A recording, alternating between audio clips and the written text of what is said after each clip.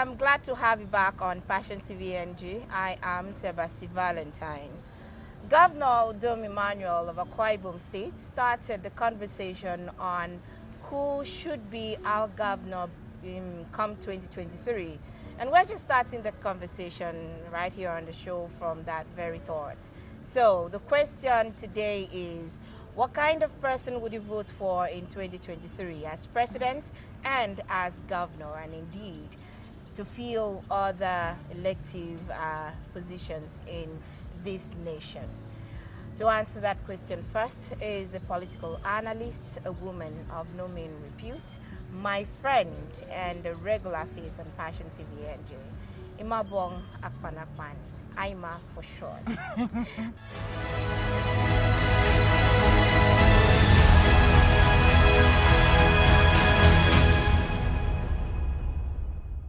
Adiara Buhari, to be very sure. Girlfriend, welcome on the show. Thank you so much. Thank you. Thank you for finding time to come. And happy birthday in arrears. Oh, thank you. I think I've said that enough. Okay. You're doing amazing on Passion TV. Am I? Okay. And super somehow woman. we had to drag you down here. Super lady. I should tell that part of the story. I love your consistency. Thank you. Yeah, you're passionate. Okay, really. so while we're on that topic, what are you passionate about? Yes, community development, human development. That makes me active politically because indeed politics gets you connected with governance that has a lot to do with people. So that is what attracts my interests. And then I'm setting up a firm. It's a social enterprise, IMA's our firm. It's basically to facilitate philanthropic services.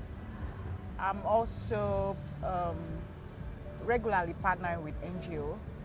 That's, in summary, my passion: community development, human development. You know, I was talking with a friend last week, and he just kept saying that politics is just a game of interest. You are supposed to, I don't have time for those people. And I stood for a moment and listened, and it was the opinion that so many people hold because of the way it's done. There seem to be a particular cartel or cabal. You need to belong to a particular political party, then a circle, and begin to do some kind of things. And some people are not really comfortable with that circle. So I, in an attempt to drag him to be interested in what is happening, I just said that these people determine how much crayfish is sold in the market, how much you pay in school for your child's education, and how much you get to even barb your hair. So it's important to be interested in these kind of things. And so I'm going to ask you, how do you tell a girl out there to be interested in community development, in governance, and in policy making? Yeah, you know, you said it all. People really do not know how much politics and governance affects them. I think the reason is because politicians have been demonized over time. Yes, they've been painted the black sheep of the society. Isn't that because of the things they've done over time? Yes. Isn't that a reputation that politicians over time has built But you know for themselves? Well, that has really dissuaded the majority of the population from taking keen interest in this all-important sector of our society. Indeed, politics is important. It comes top, talking about the well-being of the people, because it's the process to governance. We can't do without it. Yeah. Honestly, we can't. So I believe people look at the political process more and lose sight of the main ball that could come. So while politicians have their eyes on the ball, which is the political offices, governance, and what comes from those pockets.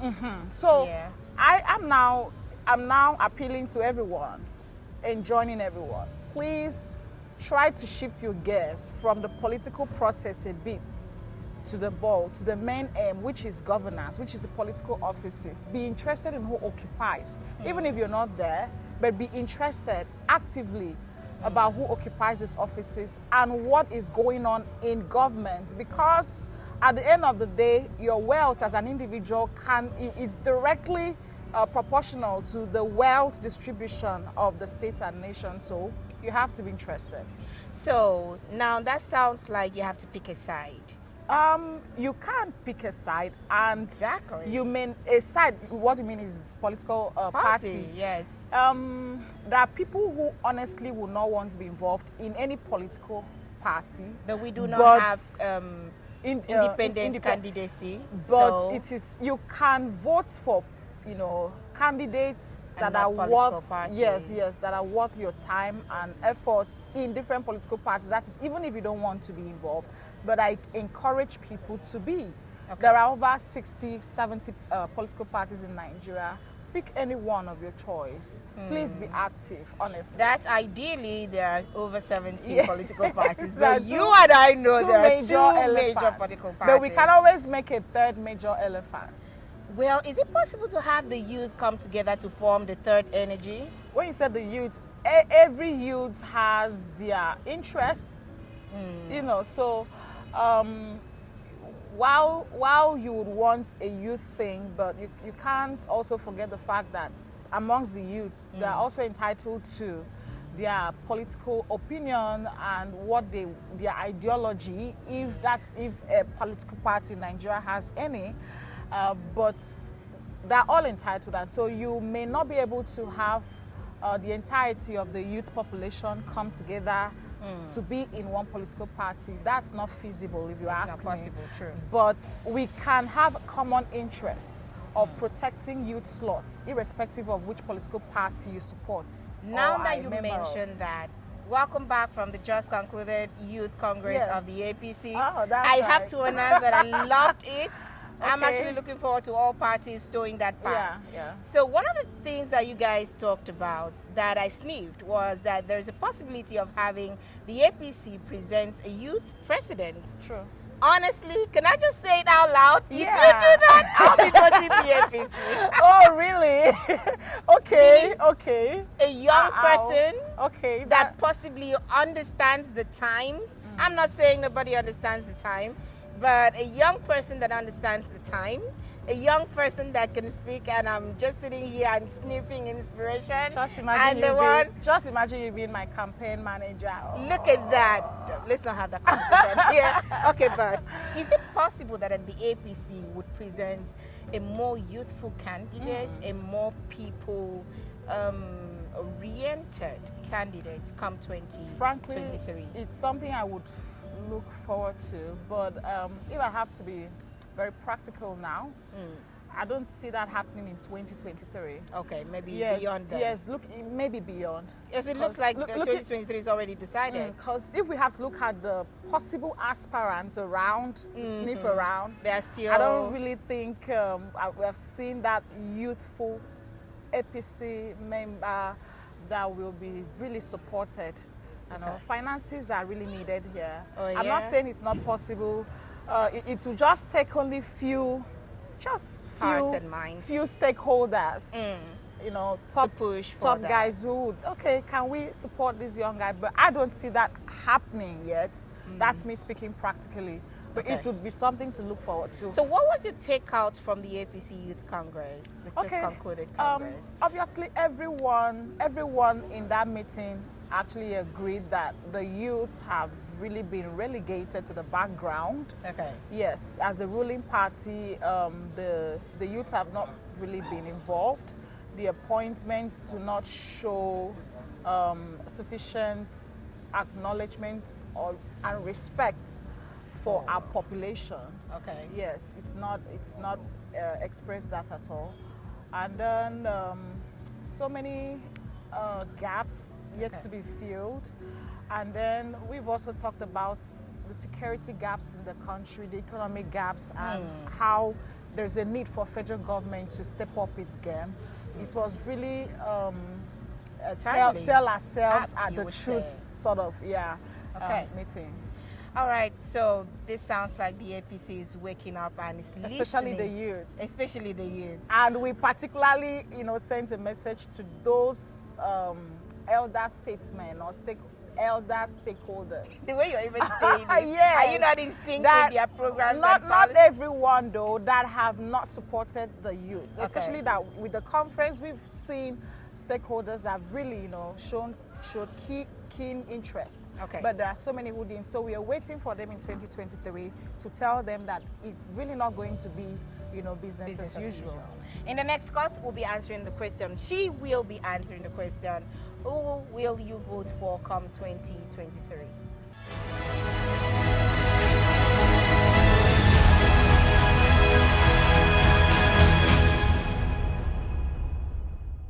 Talking about the year 2023, who am I going to vote for as a governor?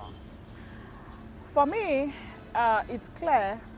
I want a political leader. I want a state leader who is empathetic, who has empathy for the people. Because when you put yourself in the shoes of the people, it's not difficult to know what to do. I want a leader who has character of purpose, who has character to lead people indeed, who has the right temperament, a leader who has capacity to carry out the necessary projects, capacity to just know what to do for each local government, the capacity to know that human development is very important aside from the infrastructures in the states. A leader who indeed will not condone corruption. That very subject matters to me because corruption seems to be the hydra head of this nation. So from the state level, the local government level to the federal level, I would want a governor who will try to tackle corruption. Because when political leaders steal so much, take away public funds that is meant for the hospitals, meant for the schools, meant to build the social facilities for the people, it leaves the society bare. And we would want somebody who would want to tackle that head front, who would not want to condone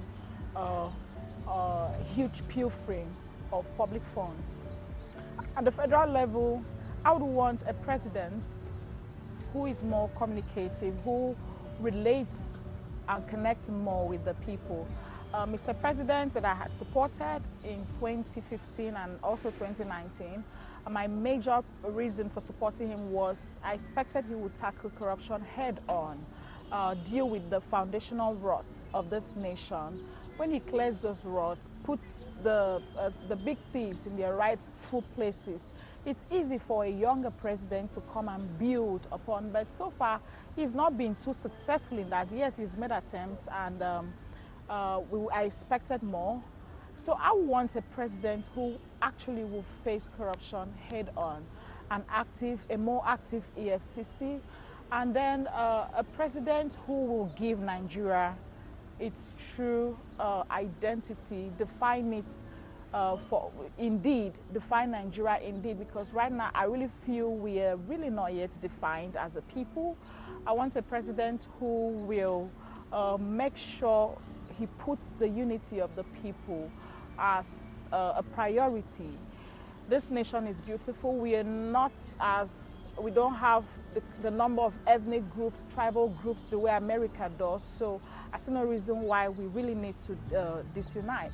But assuming even that comes as a full conversation, we can have that conversation. If people do not want to go together, there is no big deal in conversing. I would want a president who will face this conversation head on. It's important. And also, finally, I want a president who really will make me proud as a Nigerian. We need to take our rightful place as indeed the big brother of Africa, economically, agricultural-wise, infrastructurally. We have all it takes. We have all the resources. We have the natural resources, the human resources, and everything it takes to make this nation a prideful place. I really want to be more proud of Nigeria. I need a president who will transform and translate all of these resources into the Nigeria of our dreams. Also, talking about who I wouldn't want to vote for as a governor, I'm not going to vote for a governor that has corruption baggages. A candidate that has corruption baggages, I won't vote for you. I won't vote for a governorship candidate that does not have admirable character that is worth you being called a leader. I will not vote for a governorship candidate who really does not have an antecedent of human development, caring enough for the society to at least put in some facilities or train people, antecedents of human development, of societal development. If you've not done enough projects, programs that shows you care enough for public, you won't have my vote. Because why you're going there is for public service. Enough of individuals getting to an office and just carrying out private, they care only more for their personal interests. So those are my 3 top things to watch out for. If you exhibit any of that, sorry, you're not having my vote. I will not vote for a presidential candidate who does not have strength of character. This nation is filled with so many strong men, and so if you don't have firmness, the firmness needed to face those strong men, indeed, you won't have my vote. I will not vote for a presidential candidate that has corruption baggages. If you're dented in that aspect, sorry, you won't have my vote. And also, if I do not see the empathy for people, you don't have antecedents for public service, and the passion for public service really is not there, you won't have my vote.